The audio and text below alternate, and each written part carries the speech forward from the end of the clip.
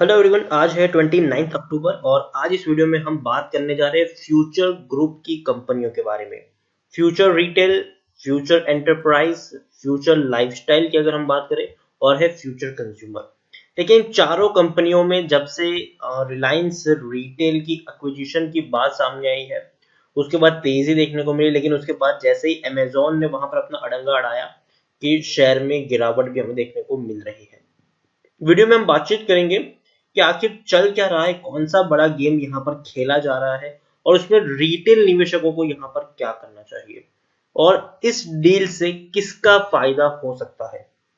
तो वीडियो को शुरू करो उससे पहले अगर आपने अभी तक चैनल को सब्सक्राइब नहीं किया है तो प्लीज अभी इसे सब्सक्राइब कर लीजिए, क्योंकि आगे भी बहुत सारे वीडियोस हैं जो आपको काफी ज्यादा हेल्प करेंगे। तो चलिए शुरू करते हैं। तो सबसे पहले future retail 71 rupees per trade करा है। आज हल्की सी तेजी जरूर देखने को मिली है। फ्यूचर एंटरप्राइज में भी तकरीबन 3.5% की तेजी आई है, ये भी 11.5 रुपए के आसपास ट्रेड करा है। फ्यूचर लाइफस्टाइल की अगर हम बात करें तो इसमें भी 2.5% की तेजी है और ये भी 74-73 के आसपास ट्रेड कर रहा है। फ्यूचर कंज्यूमर में भी 3-4% की तेजी है और ये भी अच्छे खासे प्राइस पर 7.20 रुपीज पर ट्रेड कर रहा है। लेकिन पिछले कुछ दिनों से इन सभी शेयर्स में हमें सिर्फ और सिर्फ गिरावट देखने को मिली है। अगर मैं आपको यहाँ पर पिछले एक महीने का चार्ट दिखाऊं, इन सभी कंपनियों का पिछले एक महीने का अगर हम चार्ट देखने की कोशिश करें तो आप देखिए डाउन ट्रेड में है ये शेयर। 95 रुपीज से गिरकर एकदम नीचे आ चुका है ये शेयर। उसी तरीके से फ्यूचर एंटरप्राइज भी आप देखिए 15 रुपए से टूटकर नीचे आया है ये। और फ्यूचर लाइफस्टाइल और फ्यूचर कंज्यूमर का भी यही हाल है। जो हाल एक शेयर का है वही सभी शेयर का, क्योंकि आने वाले दिनों में अगर रिलायंस रिटेल के साथ इनकी डील होती है तो इन चारों कंपनियों का मर्जर होकर कॉमन कंपनी बनेगी और वो होगी फ्यूचर एंटरप्राइज। और जिनके पास फ्यूचर रिटेल के शेयर होंगे, फ्यूचर लाइफस्टाइल के शेयर होंगे या फिर फ्यूचर कंज्यूमर के शेयर होंगे, उनको फ्यूचर एंटरप्राइज के शेयर दिए जाएंगे और एक कॉमन कंपनी बनेगी और उन्हीं के शेयर्स आपको यहाँ पर मिलेंगे उसके बाद। तो यहाँ पर आखिर मामला क्या है, आखिर क्यों रिलायंस रिटेल और अमेजॉन दोनों ही जो बड़े बिजनेसमैन हैं वो फ्यूचर ग्रुप के पीछे पड़े हुए हैं कि भैया हमको ये ग्रुप चाहिए। तो उसका एक बड़ा सा एनालिसिस है, आप देखिए। तो why are two of the world wealthiest man, देखिए दो सबसे बड़े अमीर आदमी आखिर इंडियन रिटेल जो कंपनी है फ्यूचर ग्रुप में, इसमें क्यों इतने इंटरेस्टेड है। देखिए, सबसे पहली बात अगर मैं बात करूं, सबसे पहले तो मुकेश अंबानी जी की अगर हम बात करें तो उनका जो मेन बिजनेस था पेट्रोकेमिकल का और उन सब का। तो पहली तो चीज ये कि देखिए पेट्रोकेमिकल का जो फ्यूचर है वो उतना अच्छा नहीं है, क्योंकि अगर हम लॉन्ग रन की बात करें तो लॉन्ग रन तक चलने वाला वो फ्यूचर नहीं है। मैक्सिमम टू मैक्सिमम जो उनकी कैपेसिटी बची है वो 20 साल की है।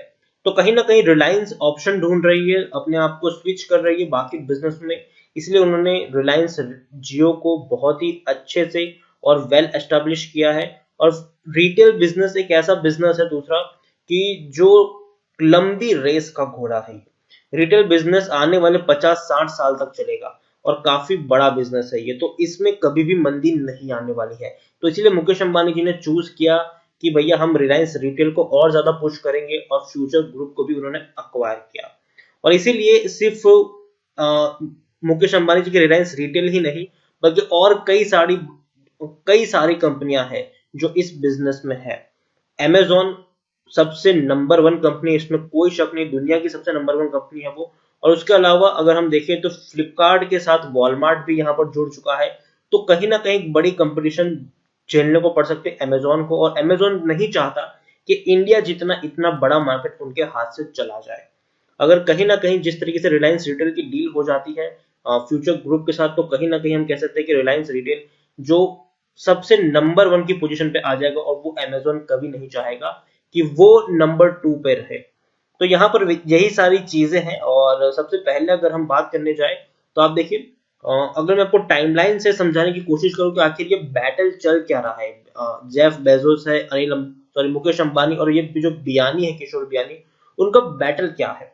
तो सबसे पहले हम इन पूरी डील को जानने की कोशिश करें। देखिए, अगस्त महीना 2019 का वक्त था जब अमेजॉन ने indirectly buy 3.60% stake in Future Retail by acquiring 49% stake in Future Coupons, a promoter entity of Future Retail. देखिए, फ्यूचर रिटेल की जो प्रमोटर एंटिटी थी फ्यूचर कूपन्स, उसमें 49% का स्टेक खरीदा था Amazon ने। The deal provides Amazon with a call option, meaning that it has first right to refusal to purchase stake in the future retail if it is decided to consider sell or sharing it। तो देखिए यहाँ पर ये था deal में कि अगर आने वाले दिनों में अगर सबसे पहले मान लीजिए कि फ्यूचर रिटेल अपने आप को बेचने का प्लान करती भी है तो सबसे पहले उनको Amazon को ये ऑफर करना पड़ेगा, और अगर Amazon इस ऑफर को नहीं मानता है तब जाके वो कहीं पे जा सकते हैं, लेकिन उसमें भी Amazon चाहे तो क्वेश्चन कर सकता है। उसके बाद आप देखिए मार्च 2020 में कुछ ऐसा हुआ कि Kishore Biyani writes to Amazon India saying that the pandemic had lead a significant deterioration of the future market capitalization. तो देखिए बियानी जी ने Amazon को लिखा भी था कि पेंडेमिक से हालत काफी ज्यादा खराब है और उनको पैसों की जरूरत है। अगस्त 2020 में यह हुआ कि मुकेश अंबानी की Reliance Retail said it will acquire retail whole house logistic and warehousing operation to Future Group. देखिए 24,700 करोड़ की ये डील थी जो रिलायंस ने फ्यूचर ग्रुप के साथ करी थी। अक्टूबर 2020 में Amazon ने लीगल नोटिस सेंड किया था फ्यूचर ग्रुप को, और उन्होंने अलीज किया था कि भैया जो इंडियन रिटेलर है उन्होंने अपना जो कॉन्ट्रैक्ट है उसको ब्रीच किया है, कॉन्ट्रैक्ट को तोड़ने का काम किया है। अक्टूबर 2020 में ही Amazon ने इंटरिम रिलीफ मिल चुकी थी और सिंगापुर से कि भैया ये डील अभी होल्ड पे चली जाएगी। और अक्टूबर 2020 में ही रिलायंस रिटेल ने भी कहा says its deal with Future Group is fully enforceable under the Indian law and it is intended to complete the deal without any delay. तो देखिए रिलायंस रिटेल ने कहा कि देखो जो भी डील हुई है वो भारतीय कानून के हिसाब से हुई है और वो इस डील को पूरी करने की जल्द से जल्द कोशिश करेंगे। Future Group issued a statement saying that it would likely to continue with the deal without delay. Future Group ने भी कहा कि विदाउट किसी डिले के साथ हम रिलायंस के साथ डील करना चाहते हैं। तो पेज पूरा का पूरा फंसा हुआ है। दोनों बड़े जायंट्स हैं रिटेल बिजनेस के, वो चाहते हैं कि फ्यूचर ग्रुप को अक्वायर करें ताकि इंडिया का नंबर 1 रिटेलर बने रहने की रेस में दोनों ही आगे रह सके।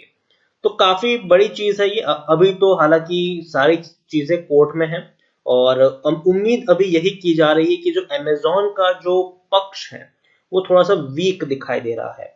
Amazon का जो पक्ष है वो उतना स्ट्रांग नहीं है और कहीं ना कहीं ये एक्सपेक्टेशन की जा रही है कि मुकेश अंबानी जी और रिलायंस के फेवर में डिसीजन हो सकता है।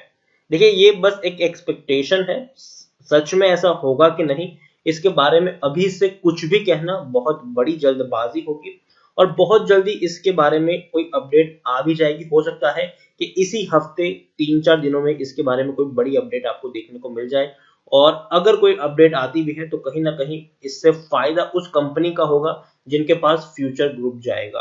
पहली चीज, अगर रिलायंस के पास गया तो रिलायंस को फायदा होगा। अगेन यहाँ पर फ्यूचर ग्रुप का कोई फायदा नहीं है, पूरा का पूरा जो फायदा है वो यहाँ पर जो खरीदेंगे उनका रहेगा यहाँ पर। और शेयर्स की प्राइस शॉर्ट टर्म के लिए तेजी जरूर देखने को मिलेगी। अगर किसी के पास भी जाएगा तो शॉर्ट टर्म की तेजी होगी, लेकिन लॉन्ग टर्म में वापस से थोड़ी बहुत आपको प्रेशर यहाँ पर देखने को मिलेगा, क्योंकि फ्यूचर ग्रुप की जब सिंगल कंपनी बनेगी तो बहुत ज्यादा स्टॉक डायल्यूशन आपको देखने को मिलेगा और कहीं ना कहीं जो वैल्यू है उनकी वो आपको गिरती हुई देखने को मिलेगी फ्यूचर में।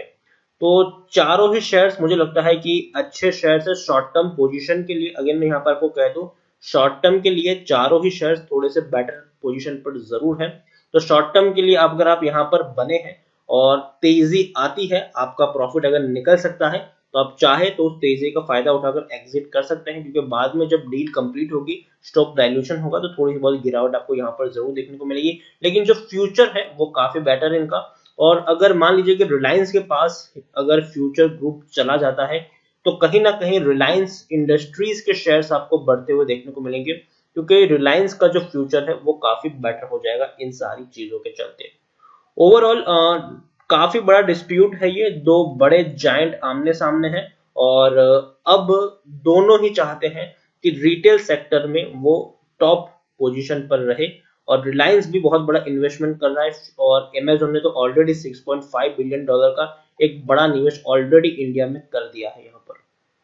तो देखने वाली बात होगी कि किसके हक में फैसला जाएगा, लेकिन शॉर्ट टर्म में फ्यूचर ग्रुप की जितनी भी चारों की चारों कंपनियां हैं उसमें आपको तेजी देखने को जरूर मिल जाएगी। तो ऐसा मत कर लेना कि एक बहुत बड़ी पोजीशन आप यहाँ पर बना लो, छोटी पोजीशन आप जरूर बना सकते हो, लेकिन शॉर्ट टर्म का पोजीशन बनाना, लॉन्ग टर्म का गेम यहाँ पर मत खेल लेना, क्योंकि बाद में गिरावट जरूर आएगी। क्योंकि एक बार डिक्लेयर हो जाएगा कि चलो हाँ ठीक है, हम इन कंपनी के साथ जा रहे हैं या फिर हम रिलायंस के साथ जा रहे हैं, उसके बाद जब तक मर्जर नहीं हो जाता तब तक वापस से आपको शेयर ठंडे पड़े हुए देखने को मिल जाएंगे। तो शॉर्ट टर्म की तेजी आएगी, बाद में शेयर में थोड़ी सी आपको गिरावट भी देखने को मिलेगी। तो इसीलिए एक बड़ा निवेश करने की सलाह नहीं रहेगी, लेकिन हाँ आप ऑलरेडी खरीदारी की है और तेजी में अगर आप चाहे तो मुनाफा वसूली जरूर कर सकते हैं, अगर आपका प्रॉफिट निकल सकता है तो इसी के साथ वीडियो को एंड करूंगा। अगर आपको वीडियो पसंद आया तो प्लीज इसे लाइक कर शेयर करें।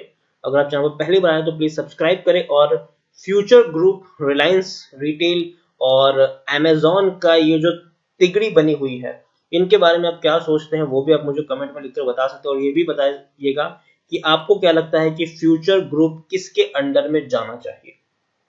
तो चलिए, धन्यवाद।